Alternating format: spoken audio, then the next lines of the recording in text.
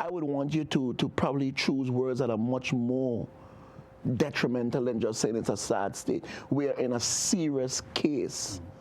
A serious case of decadence in our society. We are in a serious case, okay, of deficiency in our society. And at this stage, we shouldn't mince our words, Oral Gibbs. We shouldn't try to make it sound nice. We shouldn't try to equate dissent with loyalty. Say it as it is. We have a government that is widely out of touch with the reality, okay, of the simple things in this society. They are simply out of touch, not understanding the position that they are putting St. Maarten people in. They're not understanding, okay, the amount of suffering that is happening right now in this society. And to go along just to get along is not what I want to be part of. And I'm not going to sit here, I'm not going to sit in Parliament and assume a position to say that I have no choice. We have no choice. There's nothing more we can do. I totally reject that notion. I totally reject all the cuts. I totally reject the austerity measures. I have a serious issue when you have a government and at no cost to the people of St. Maarten, because we didn't cause Hurricane Irma, we didn't cause COVID to where it is. But being truthful and honest and leveling with the people as it is, a government should be transparent in that and not simply taking instructions elsewhere and forcing it down on your people. That is the state that we are in. We are in a situation where we have a government that simply does not care for St. Maarten anymore and any longer. The government is telling us as Parliament, as members, you know, this needs to be done, not because the government think it needs to be done, not because the government believe it's the right thing to do, not because the government see it, that it's beneficial for St. Maarten. It needs to be done for one reason, and one reason only. Because one individual, just one man, Oral Gibbs, in the Netherlands tell them, do that, and that's what needs to be done. And that's it. And that's it.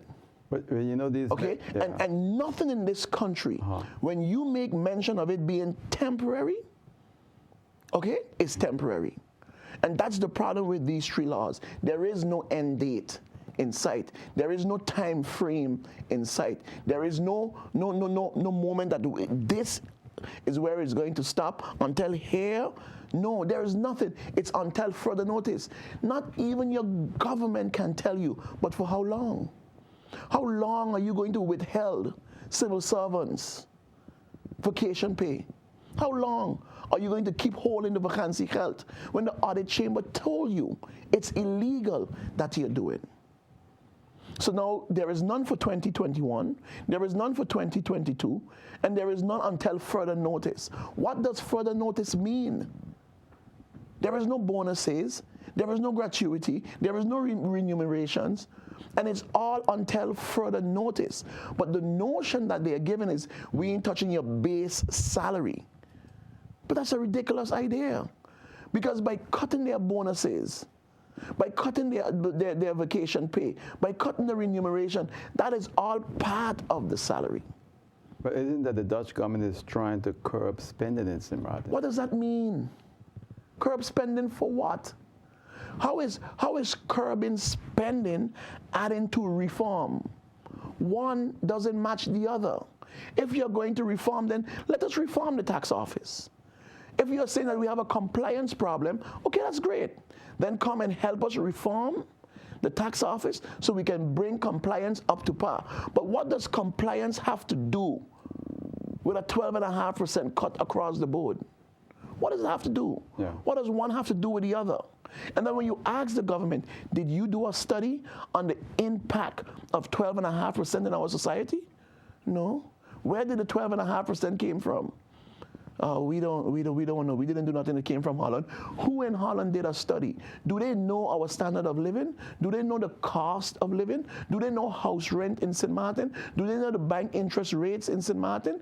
Yeah. How? But they claim that they look at the region, our neighbor, Who's they? the Dutch government, and they feel that That's what they're saying. We have to be in sync with the region. But when you look at the region, it is 10% across the board in the region. We're at 6%. We're at 6%. And then you can't use the region. They are independent countries. We are not. So which one is it again? Or you can't have it both ways. You can't say we have to be in sync with the region when the region is at 10% of their GDP. We're at 6% of our GDP. But didn't the government tell them that? I mean, the government told them nothing. Really? Absolutely nothing. Okay? Now, I know it because of the research that was done. Yeah. So which one is it? And then, again, but who is you to determine whether I should be like the region or not? Who is you to make that determination for me? I thought they'd be proud that we're above the region. Who is you? You can't stay from 8,000 miles away and dictate and decide I should be like the region. No, I don't want to be like the region. And this is what disturbs me here in St. Maarten. And this is, again, the perils of this government seems to have forgotten that in this island in 1954, no one knew this island. This island didn't exist to the Dutch government. It didn't exist to the Dutch government until a gentleman by the name of Claude Wattley decided we are going to make this island one of the best islands in the Caribbean. And that is what it was. Or again, if I'm saying something wrong, then tell me I'm saying something wrong. No, but we built this country. St. Maarten people built this country.